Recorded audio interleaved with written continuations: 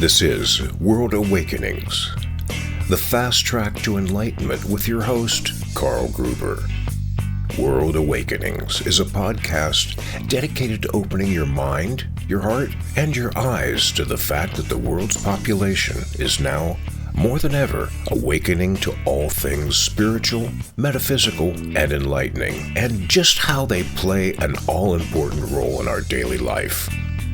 So join Carl on this enlightening experience as he interviews metaphysical and spiritual experts to discuss, debate, and delve deeply into the hows and whys of this worldwide awakening.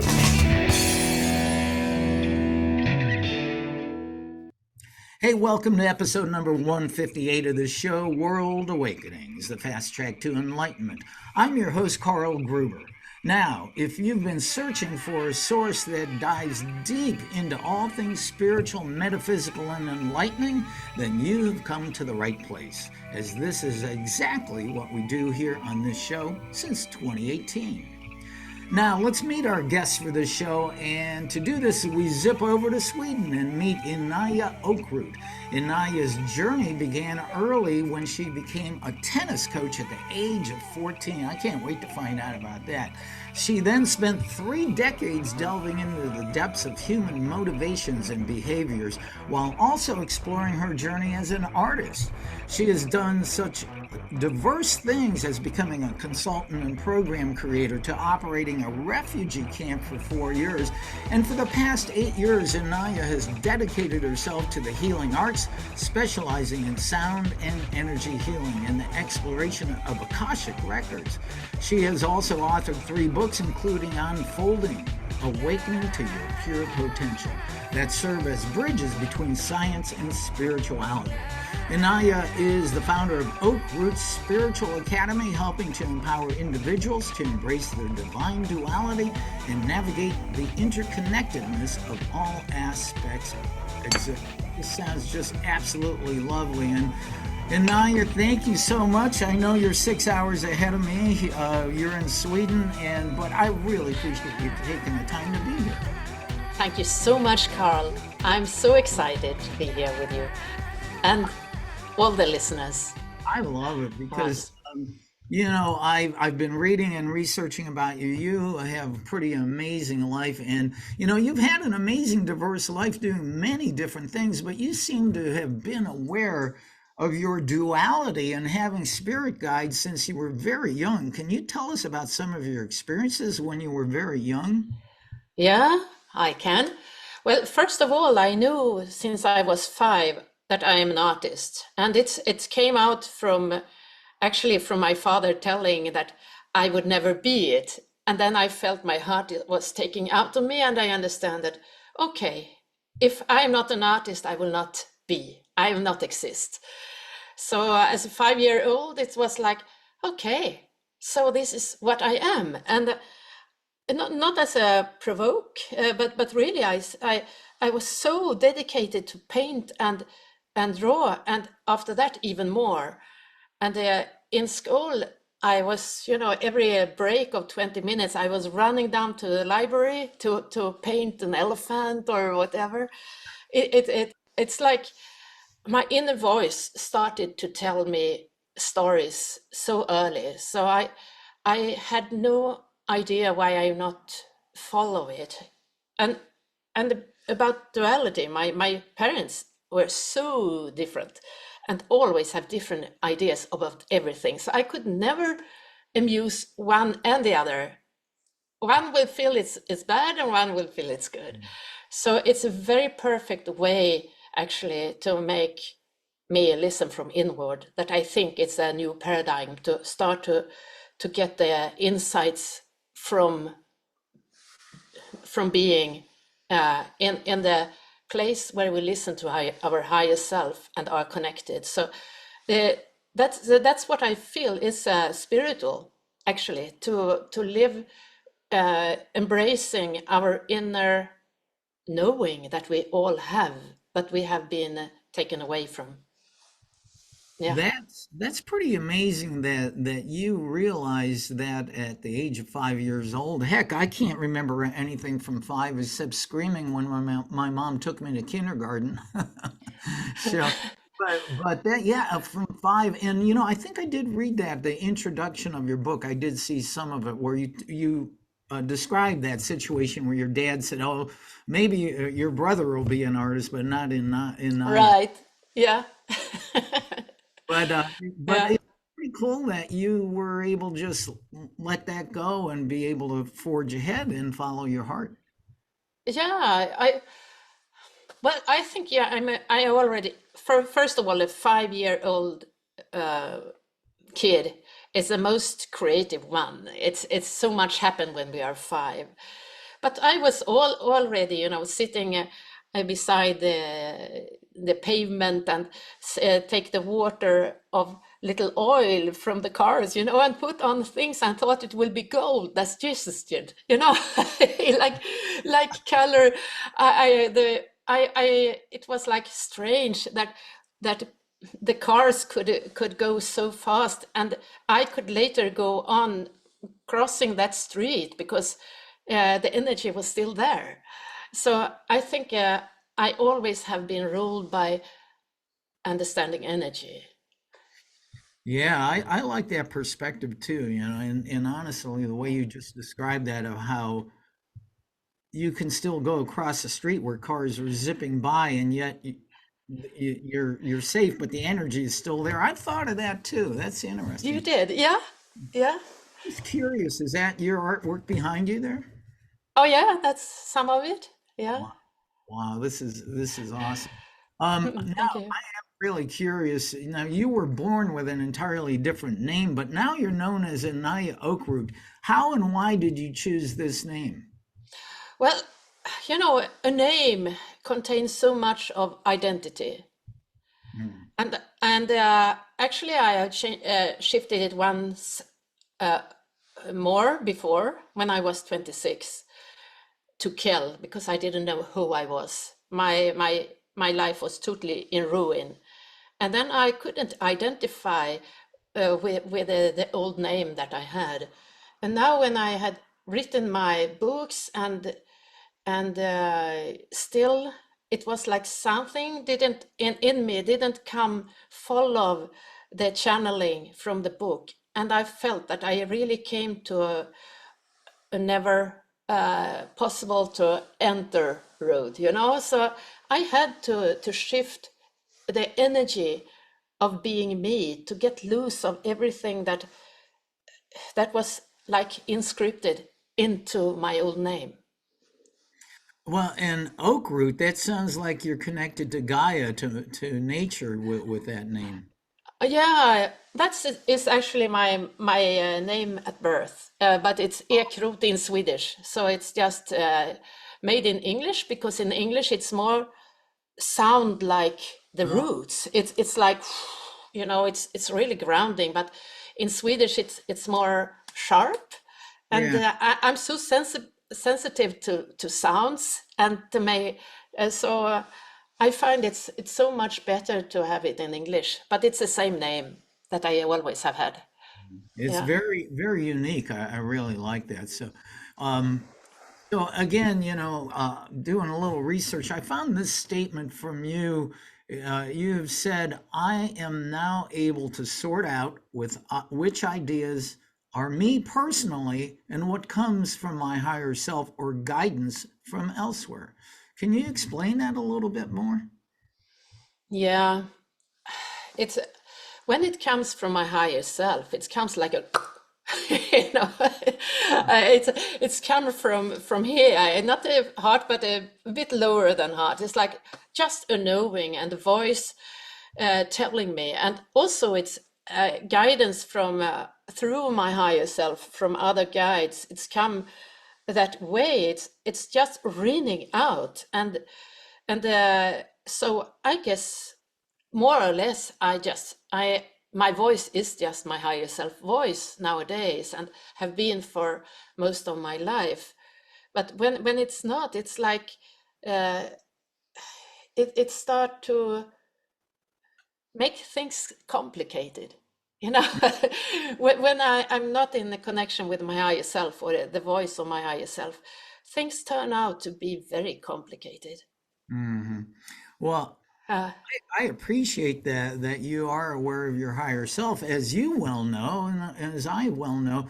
Most of the people of the world are completely blocked off from their higher self. They don't hear it because they got earbuds in their ears and all other stuff, mm, caught up in the duality of the world. yeah, I think it's, you know, I had a good fortune to have this idea of being an artist already before I start school. So school was not an issue for me to get the degrees or anything. I just felt I will be an artist. I don't need any degrees. So I just followed my heart, even in school, you know, felt something, some subjects was interesting and some was not. And I put my interest to go deeper into things, and I get more a metaphysical understanding of everything. And the metaphysics is a combination with the seen and the unseen world. So actually, school works out very well, and of course, because I play tennis so much, so the physics was so in fit, you know. So when the physicality is really there, grounded, it's so much easier to take in energies from outside and knowledge. But what I feel that, you know, from early time when we have had to go through school, and every subject is like a silo from the other, and when we come to a little bit of depth of one subject, we say, oh no, now we come to next one. So it's like always when we come to something that deepen us into ourselves, it's like we have to cut it and go to next subject. And we have all the time been interrupted from listen to our inner knowing. And if we followed our inner knowing, people will often say, you know, like, well, that is not science. Where did you get that from? And can you prove that? You get to, you know, and yeah, we have been taught to close down our inner voice. Well, and I love the fact that you've been a tennis coach and a tennis player, and we're going to talk a little bit more about that because I used to play a lot of tennis and I still love it. But Yeah. I still want to find out a little bit more about your earlier life. I read that as a young woman, you endured abusive, disruptive marriage, had a daughter, and then the ensuing divorce caused you to literally change the way you lived your life. How were you able to navigate through this period of your life and continue to be successful? Well, first of all, yeah, I zeroed everything. I left my name. I left my all my money. I left all my. I was a head coach in tennis, and I had exhibitions in the best art halls in Sweden, the most famous ones. And I just had to quit everything, and also my friends, because if I had connection with my friends, that would be dangerous for them Mm. when I left. So, and I came to a little town, and before I had been, you know, I thought Stockholm was a small town, you know, so it was so big difference. So I wasn't, you know, first year I was just make brodery and reading Jung, Carl Jung. Yeah, so it was my it was my first healing of myself, and then I found minerals and sounds, and because I didn't go into the normal way of healing with a psychologist or like that, but in this way instead. And I think because I always did things different from people, but they felt that I was authentic. It made people kind of curious or interested in what I did. So I had like a parallel fortune from the one striving in the mainstream. Mm. But you Yeah, were raising a young daughter at this time too, right? yeah, my yeah. When I was able to escape, she was 2.5, and there was so many, you know, trials and everything to make me having the only one that bring her up, you know, and it was a so hard time.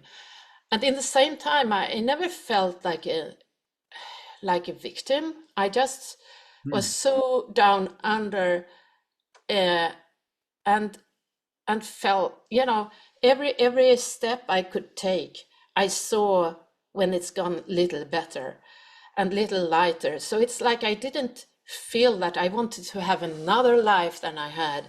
I just was in my life, and every step, every breath, I have opportunity to create something. So I wasn't fortunate, and at once. I had some years when I was collaborating with different arts, and had no place to sell it, and had this. And I didn't never had money from the socials, but from something that you call, in Sweden we have it if we have had works and now are unemployed. So but I had less than a minimum of the standard, and it worked out. So it was a time of creativity, of survival in all aspects of life, like social, physical, economical, everything. Yeah. Yeah. Wow, very interesting. And you seem to, during your lifetime, to seem to have relatively easily transitioned a number of careers. But what role did you, being a tennis coach, play in your success in not only in tennis but in other fields? And you started so young too. Yeah, I had I I have a funny way of learning. As I said, I am more metaphysic. So first half year when I was playing tennis, I started when I was 11. It was like I didn't know where to hold the racket. And then after half a year, it was like eureka, like that. And then I turn out very fast to be the best in the club. And then there was another coach that asked me when I was 14 if I could be his what you call it, the help trainer, Assistant uh, coach. assistant trainer. Yeah. And so I was that for a half a year, and then after half a year, I got my own pupils, and yeah, so it started so early, and what was so good with that is, like when I was 16 and still at school, I played myself 8 hours a week, and had classes that I would teach others 16 hours a week. So I was playing tennis 24 hours a week and had my school, and it worked fine. So when I ended school, when I was 19, as a normal way when people go to a university or something else, I could just, I had my money, I had my everything I needed, so I could just elaborate with art. Mm. And there I also had a very good fortune, because I just one time I was in a shoe shop for a sports shoe, to buy them, and I didn't have money with them, and I was on my way to a place to draw croquis, to have this drawing place to go to, and I left my sketch block and everything to go and pick money. And when I came back, they asked me to draw advertise for them. And then, everything like evolves from Oh, just being it. So I just have I have some light with me, helping me all the time. well, I mentioned, I'm curious too. In your career, you must be a good tennis player in order to be a coach. And I, out of high school, I took up tennis, and I used to play 5, 6 hours a day, but I could never get that. Ah, I could never get that toss down. I'd always, before the serve, I'd throw it over there, throw it. I loved it, and I played it for years until I found running, and I became a runner and left tennis behind, and I now run 78 marathons, and I run on a daily wow. basis. And I'm a running coach. I do a running club, and what I find about you is I saw another statement that you help professional coaches and mentors looking for innovative ways to guide people and teams towards higher performance and consciousness. So you integrate all your other higher spiritual aspects into understanding how an athlete works to become a Yeah, better. yeah.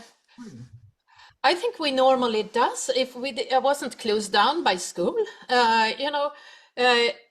if you see someone moving, if you're skilled in like tennis or whatever, when I see the person moving, I can see exactly what's blocked the person, what's how they will perform easiest, how to come to next level of themselves, and it will be a personal development in the same time as as a tennis player, Mhm. because it's that in the language of body. Everything is there, and we will see it if we can if we are not, in silos in our brain, if our left and right brain is not divided but integrating and always collaborating between different subjects that we have with us, life start to be magic. Mm. As it seems magic, but it's it's obvious. Actually, it's obvious what's beyond, the potential beyond. Well, I'm going to have you help me with my serve. I'll tell you. So get that toss. Yeah, it's just, it's like an elevator and you just left it, Yeah. leave it, up there. But it's not a just, it's a coordination, of course. But Yes. what I love so much with tennis, I think that's so educating sport, because, every shot you are so in exact, in the focus and awareness in the Mm. touch of the ball, and directly after it's like widescreen totally, and then come to it's like open and closing. It's like a teaching of as being as the breath is meant to be, of totally expansion and in a contraction, and it's such a focus, and when you and including this kind of all this strategy, to see that there's an empty spot, I will touch the ball to come to that spot.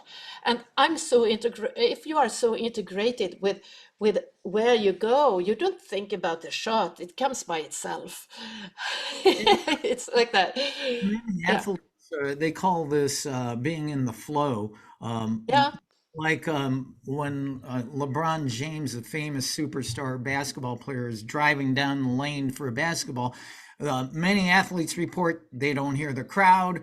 They feel like they're moving in slow motion, Right. and they're just completely in the moment when they do that. Sometimes when I'm running well, I feel that way too. And there's actually a very well-known book that was published a number of years ago by a Polish author who's a professor in the U.S., Mihaly Csikszentmihalyi, who wrote a book called Flow, and it's all Oh about. yeah, I read it, I think, yeah, a long time ago. Yeah, yeah. Yeah, it's really, really interesting stuff. But Mm. Sweden, you must play tennis with Bjorn Borg every day. No, no, I no, I'm as everyone else, just seen him. But I played actually mixed double with Stefan Edberg. Oh yeah! Oh my God! Yeah, So but great. just for a tournament, so it's not a long one. Well, But and I'm 6 years younger than Bjorn Borg. Yeah. oh, okay.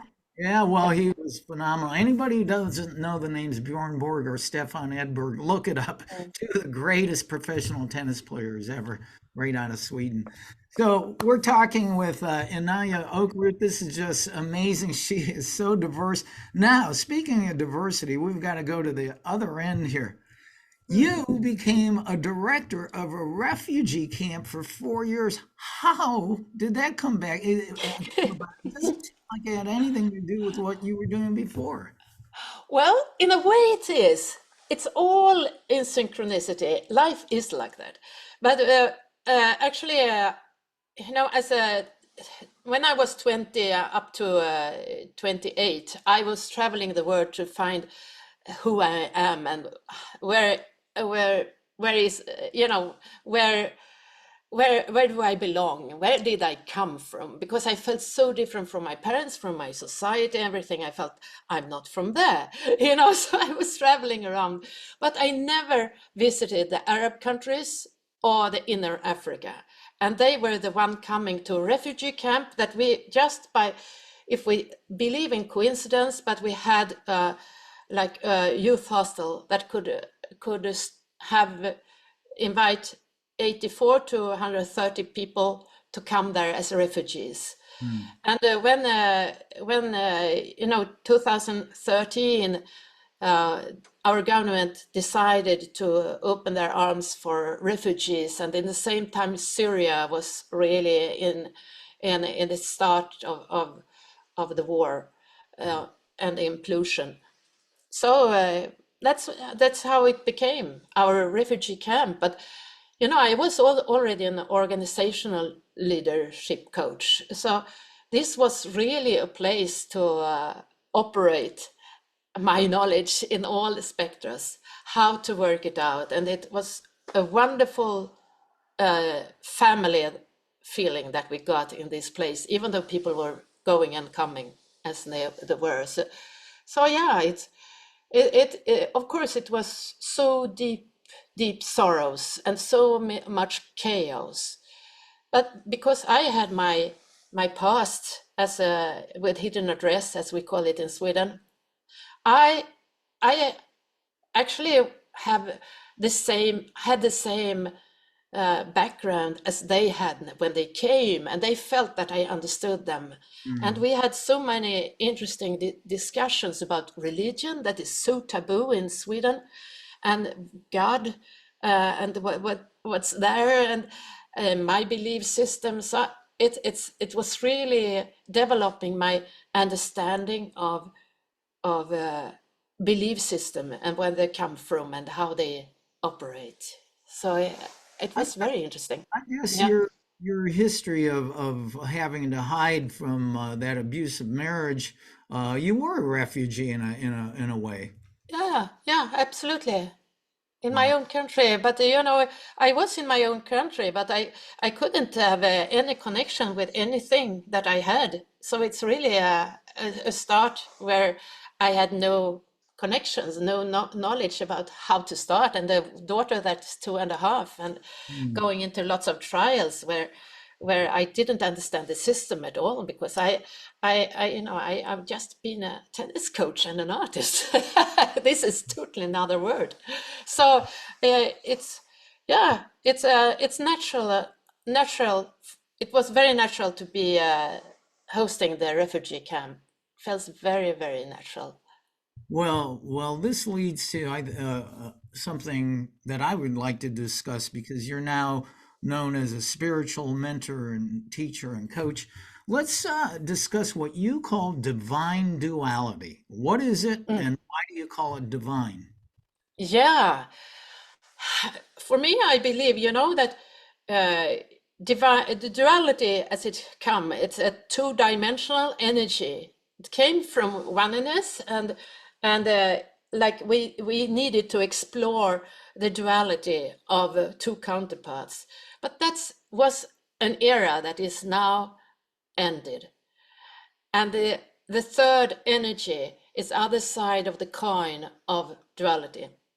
If we see the counterparts as we have seen them as either or, uh, and instead start to make tools to heal that energy with attraction between counterparts, something amazing appears.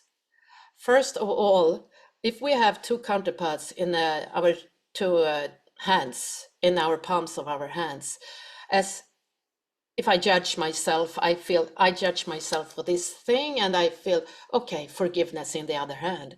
If we just let the attraction between them rule and don't try to move them, just make the attraction do the job very slow.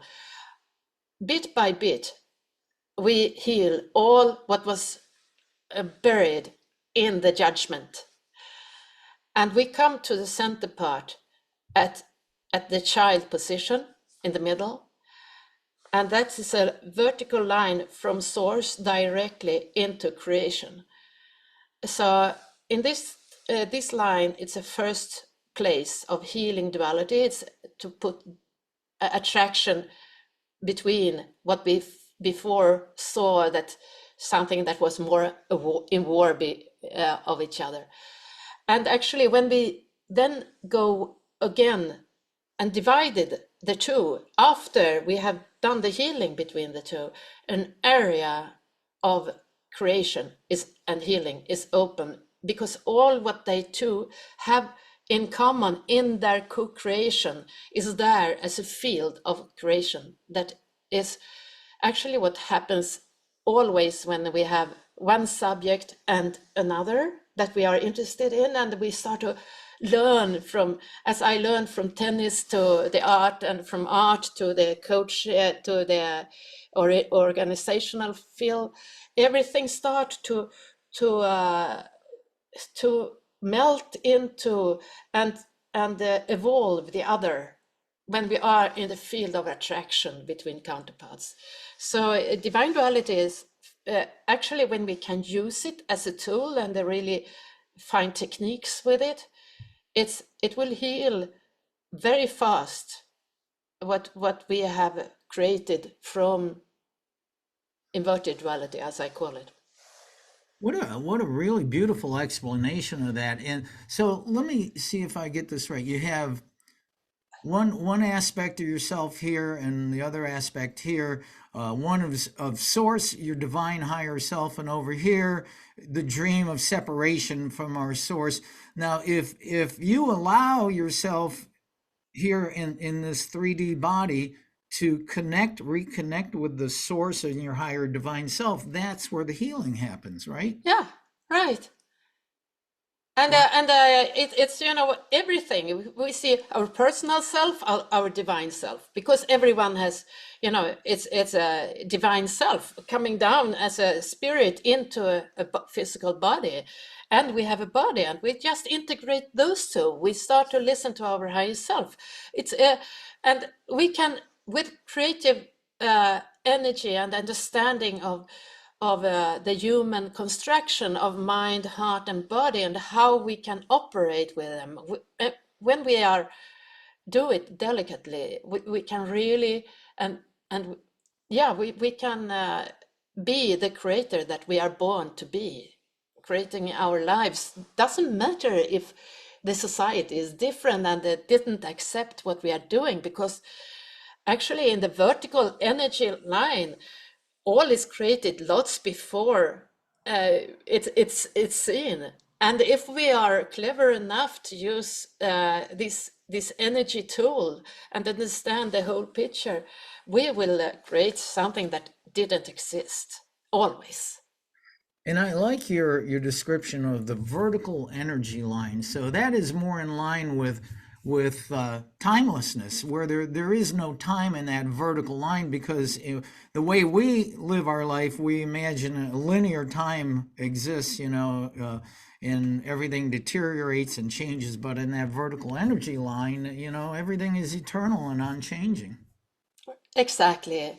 And it's so funny that we are, fighting about this horizon line, and everyone have a free line up there. We have a free breath, free life. We have all that we need, and everything is there. We don't have to fight for our survival. And when people, like when you're coaching somebody, or even when I'm coaching somebody, when you make them realize about that, what you call a free line, they're just going, "Wow, really? I can do that." It's an epiphany for them. Yeah, we just have to shift our perception of life. It's our worldview that creates how we operate, and how we operate, and things and our emotions create the reality that we live. And every person in every every person has different realities. So we live here parallel to each other and think that we have one reality because my reality is my reality. It's real, because it's real to me, and everyone feel the same, but nobody has the same reality because we create our reality. Yeah, absolutely. Yeah, the creator role. Um, One other aspect I'm always interested about. My episode before this, number 157, features Dean Graves, who is an expert on consciousness, and we had a deep conversation on the consciousness itself in many different aspects. Now there's most definitely a very real shift in consciousness going on with all humanity right now. Why do you think this is happening? Well, first of all, I feel that the era of two-dimensional thinking has gone. It's evaporated because we are, thanks to internet, most of it, and actually all these refugees coming and going, we can't see life as a simple, predictive thing. So I felt that we had come to the end road of the two-dimensional way of seeing life, and from that we are starting to understand more about the unseen world, the abstract world.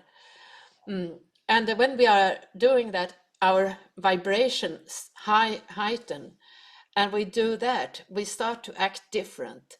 And Gaia is moving. I don't know who start, Gaia or us, but we are moving together into a frequency. All is stored in the akashic record, all what we are doing, all the energies. So the matrix is shifting because the humanity has shifted, and Gaia and humanity is in co-creating all of what happens here, and we can't stop it. Yeah, and I have had many, many guests on this show.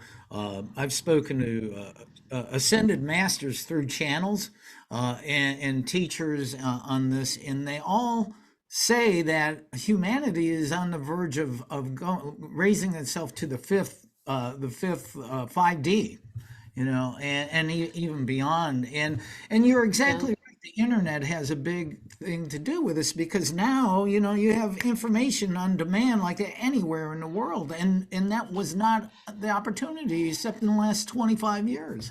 Yeah, and before you lived in a village where it was, predicted the worldview, and now you meet everyone with different from different areas of the world, and with totally different ideas. And even though we don't understand it, the energy of them is coming into us, even though we don't speak to them. It's all there in the internet, and the Ethernet. It's of course, but yeah, I just find it so amazing to be here, and I'm so grateful to be here in this time of Earth and be I able to. And I don't believe that we are shifting to 5D. What I actually believe is that we can go up to store. It's about where our higher self exists, and it could also be in the ninth dimension, if you call it dimension or frequencies. But what actually is that we still in 3D. The interesting thing is that we can be in all the dimensions in the same time. It's not like we're shifting from 3D beings. Nature will still be here. We will still have a body, a physical body. It's more that we can store different frequencies that before was abstract, and to co-create between all these levels of frequencies from the dimensions into 3D. So 3D is more important than ever because we have to land the new. We have to materialize it with our activities. So it's not flying away to 5D. And I think these other dimensions are closer than we think. My guest, Dean Graves, in my last show, made an interesting statement. We were talking about the different dimensions, and he said, well, we tend to think in terms of miles or kilometers. And he says the difference between dimensions is more like an inch or a Yeah, centimeter. But we don't I, really. yeah, what I feel anyway, it's like every dimension, if we call it dimensions, or if we see the fifth dimension, it's everything is circulating, like a spiral. And if the fifth dimension is a spiral clockwise, when it comes to the sixth, and it's anti-clockwise. So it's like a shift to come between the dimensions. Doesn't matter. I don't feel it's even an inch. It's all inside us. When we reach it, it's not like in different levels outside us. It's all integrated inside us. But we have to like pass through the different way of perceiving life that is like a space of a threshold between the dimensions, between we transit to embrace and embody the next level. Well, this is so wonderful to hear things like this finally be explained in a way that we can understand, and hopefully people will latch on to this. Again, Inaya Oakroot is our guest, and she's had, as I already mentioned, an amazing, diverse life. But now you are a sound and energy healer. What modality of sound do you use, and how does sound heal, and how can you manipulate energy and sound to heal? Yeah, sound. First of all, I feel it's a start of creation. A sound make waves, and then waves make colors, and then it makes geometric forms because it's attraction between different parts, and they start to make like protons and electrons, and start to be form and start to be matter. It's like, so for me, sound, it's the most powerful tool for transformation, because all is so much water, both inside us and in the world. It's so much water, and water is transformation. Mm. And so when I use sounds, first of all, when we are integrating our mind inside our heart, our mind start to operate like a laser. Before it's like running electricity cord, around, and we can't. It's like ruling us. But when we are expanded in our heart and breathe vertical, our minds start to be sharp like a laser. And when I have an intention to come into a spot, it's like being exactly in that part of a body, and then I can make hung song like or and see and just scan the body for when it comes to some place where the two tunes that makes the hang song not able to pass through, and it start to make a totally other sound, and then I know this is a path where healing is needed. Can be a tumor, it can be different, just that it's not vivid energy that let the sound through.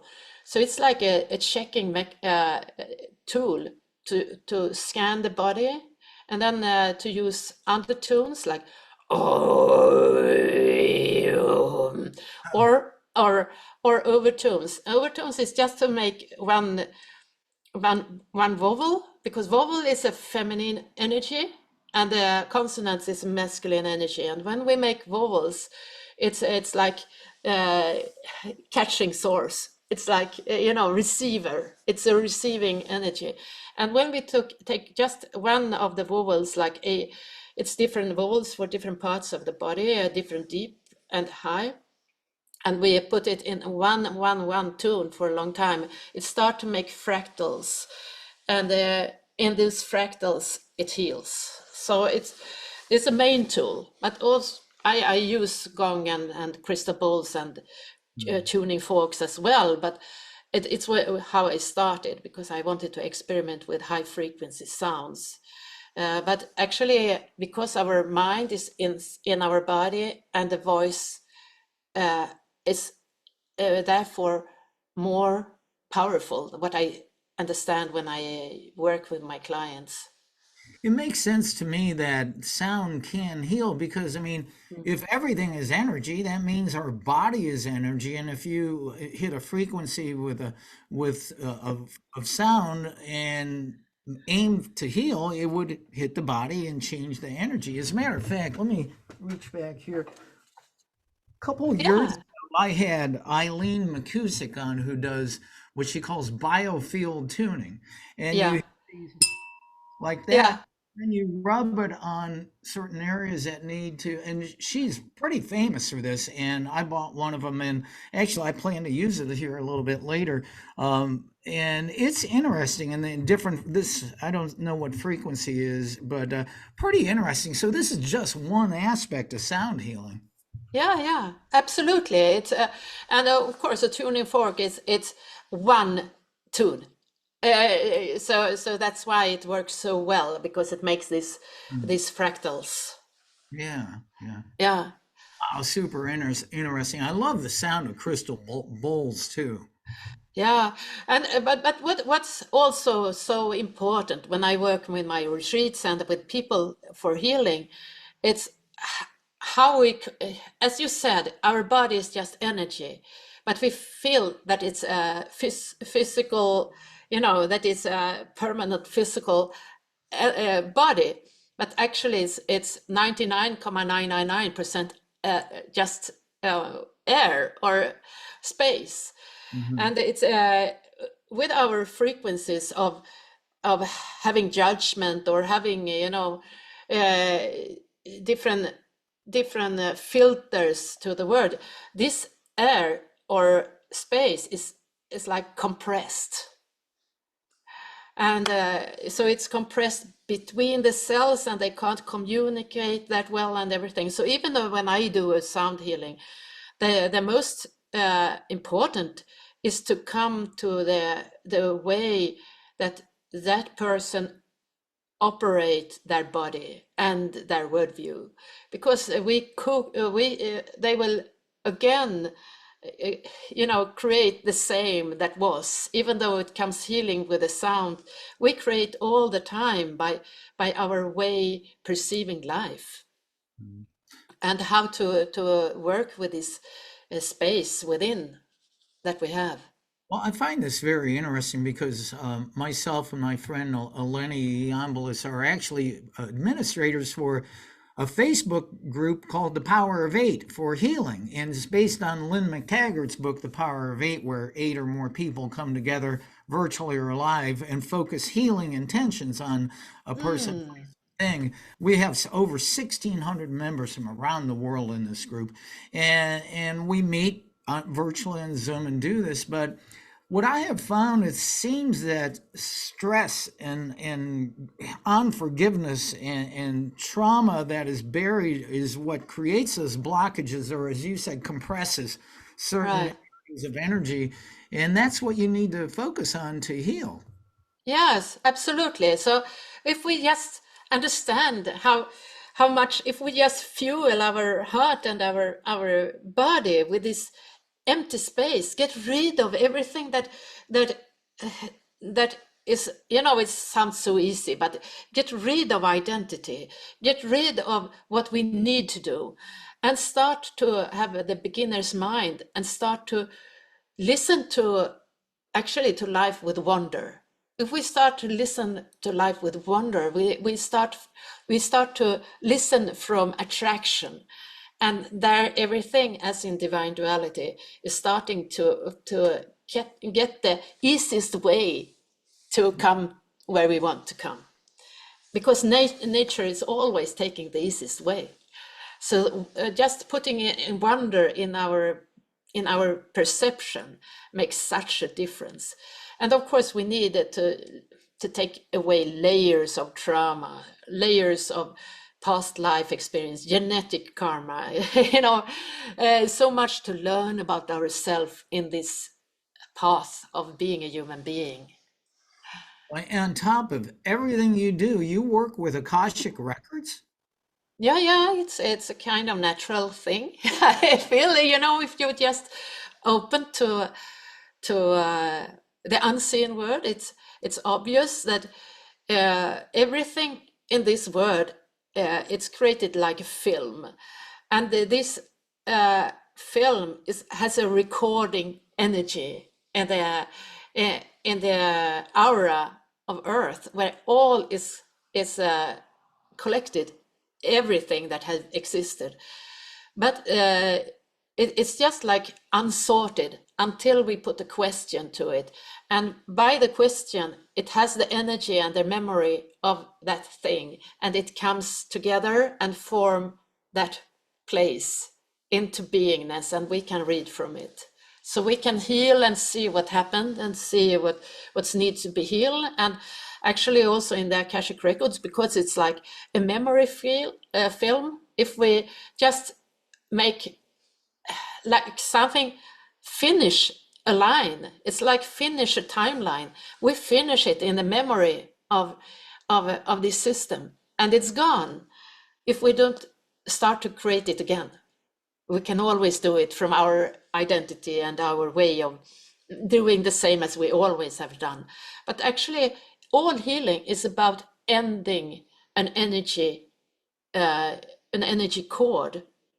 As when I was leaving the abusive man that I lived with, the only way to come away from it was to not go into any, not to go into any reaction to anything that he did, just neutralize myself, cutting my energy from being connected to him, and it worked. Mm-hmm. So it's all about finalize the connection, energetic cord to anything, and there we are free. So would this be a good description? The Akashic records are basically like a hall of records in the ether of everything that's ever taken place, whether it's in our life or all lives that's ever happened, and we can actually access it and help close some of those books so that we can move forward and evolve. Yeah, exactly. If you compare it with a computer, you can see how everything is just unsorted. But if you put a question, it comes up on any web, and you find out something that wasn't there before you put the question. It's about the same system. It's all there, and when you start to go into it, you can go there and find it until it's but the difference is, of course, that you can just finalize an energy cord, and the internet, because it's a false energy, it's created by human beings. We are not we are not in our own power to finalize what as we can do in the real life. Yeah. Beautiful. So on top of all the wonderful stuff you do, you now have the Oakroot Spiritual Academy. What is that? How did that come about? Yeah, it's combined all what I'm doing with my clients. So just now I have 2 person that are doing with the medicine wheel, because I have the shamanic studies with me, and doing totally restoration, because their life are like a ruin and they need a restoration. So that I had 2 private clients that does this, and normally I do it in retreats, and it's so powerful because I really are here for result. I'm not, you don't go here if you don't want any shift. So, and I do my Akashic records healings, and when I do them, I feel okay, but this is something else needed also. So I see, okay, we take in sound here, and it's like a painting. You know, you have a, if I have a meeting with a person and we have an open discussion, I can just as in every evolutionary energy with my tools say, okay, maybe this is a perfect way for you. How about that for you? And what's your economy, and what's your purpose with life? And don't you know it maybe? And then we can go into this one. It's a part of coaching. You know, I'm also an ICF coach, so it's like International Coach Federation. Okay. To work with leaders. That was partly what I did as a consultant. So it's important is to put the right questions all the time and to see what will fit here for this person. So that's why I also have a free discovery session, because it's so hard to understand what do I need. And I will never say what people will need, but I will say what I feel and hear, and ask them how that it resonates in them. Yeah. Wow, the Oakroot Spiritual Academy. Definitely look that up. You know, we haven't yet even discussed the books you've written. Tell us about your book. I think this is your latest, Unfolding, Awakening to Your Pure Potential. Yeah, I think I start with my first one, because it's with where there I start to channel. Or I have written one for organizational creativity before, but this called This Creative Existence, Unfolding a New Conscious World. And in this book that I first wrote in Swedish, I came layer and layer down to see the liminal space that is the birth of divine duality.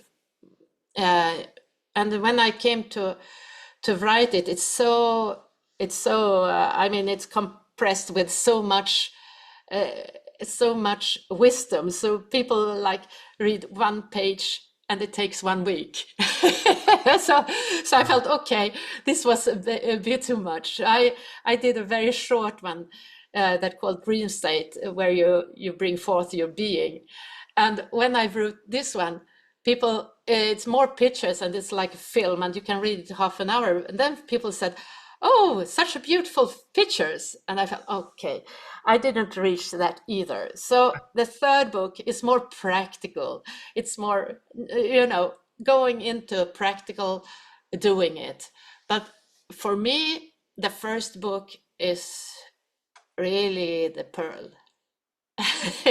Because it's there, I started to write it 2012, and there I saw exactly what would happen to the world, and how all our different societies will turn apart before it was, and see what's beyond it and the pure potential for being in this transition of time.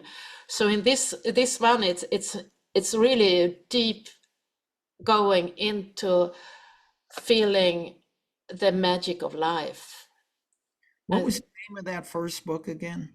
This Creative Existence, Unfolding a New Conscious World. I'm going to have to get a copy of that. It sounds awesome. I'll read one page a day.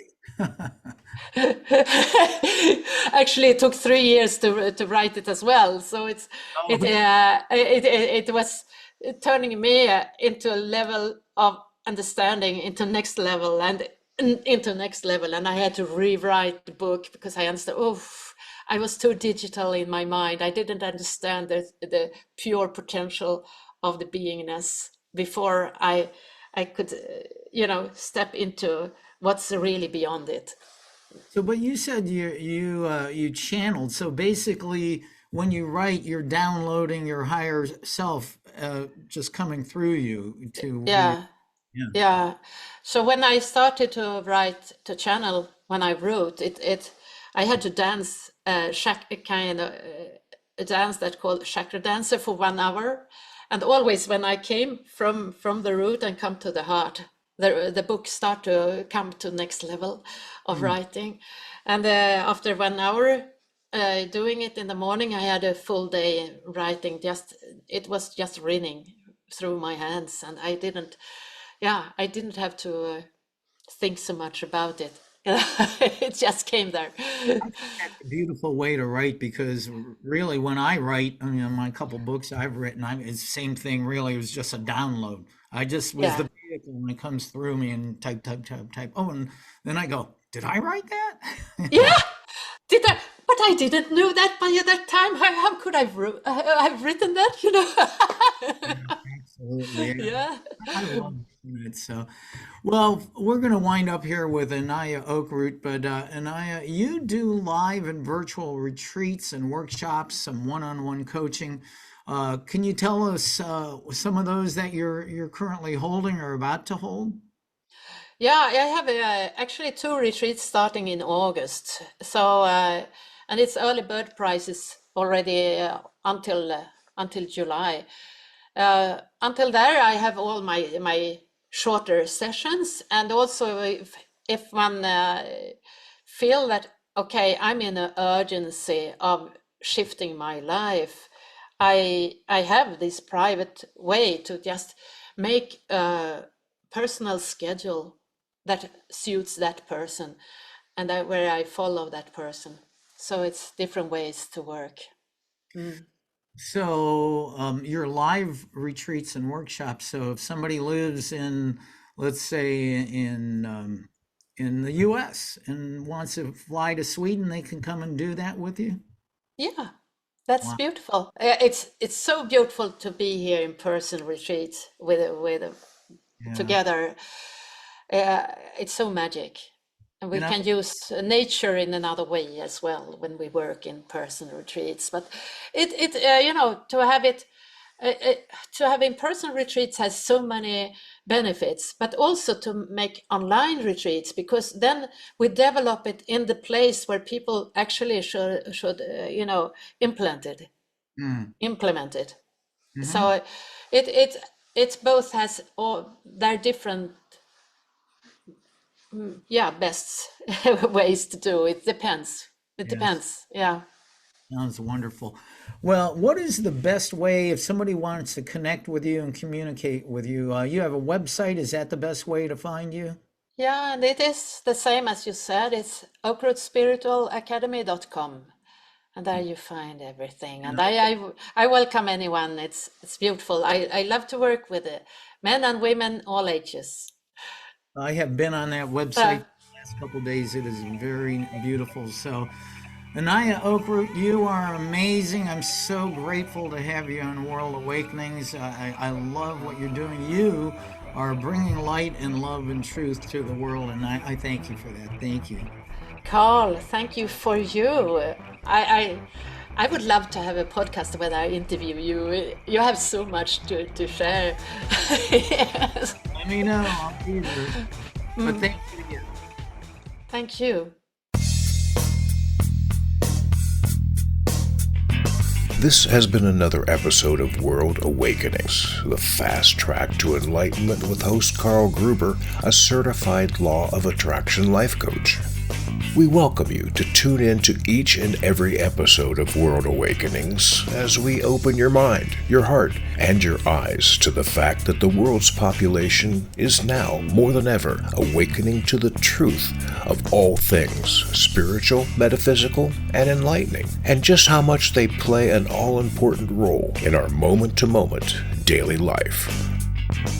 Much love and light to you, my friend, and thank you for tuning into World Awakenings.